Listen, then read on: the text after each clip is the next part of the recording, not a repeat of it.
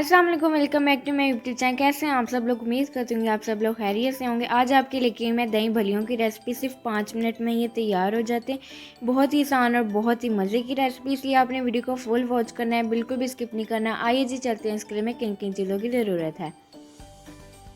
यहाँ पे जी आपको सबसे पहले चाहिए होंगी 2 कप भलियाँ। आपने इसे आधे घंटे के लिए पानी के अंदर सॉक करके रखना है ताकि ये अच्छी सी सॉफ्ट हो जाए। इसके अलावा आपको चाहिए होगी पुदीने और धनिए की चटनी 3 टीस्पून, नमक आपको चाहिएगा हस्ब ज़रूरत, हरी मिर्च का पेस्ट आपको चाहिएगा 2 टीस्पून अपने टेस्ट के मुताबिक, बॉईल किए हुए आलू आपको चाहिए 2 से 3, प्याज आपको चाहिएगा चॉप किया हुआ तकरीबन 1, टमाटर आपको चाहिए 2 चॉप किए हुए, चाट मसाला आपको चाहिएगा 2 टीस्पून, दही आपको चाहिएगा तकरीबन 1 केजी। आप लोग अपनी भलियों की क्वांटिटी के हिसाब से कम ज़्यादा कर सकते हैं।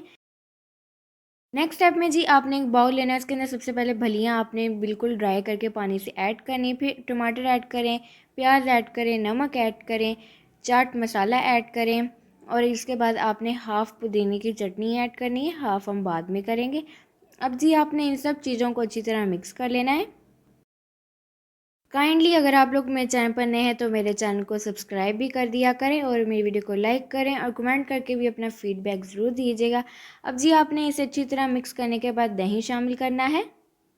दही अगर आपको कम पसंद है तो हाफ़ के जी आप लोग कर लें, अगर ज़्यादा पसंद है तो 1 केजी ही रहने दें। अब जी आपने दही मिक्स करने के बाद बाकी जो पुदीने की चटनी थी वो भी इसके अंदर अच्छी तरह मिक्स कर लें।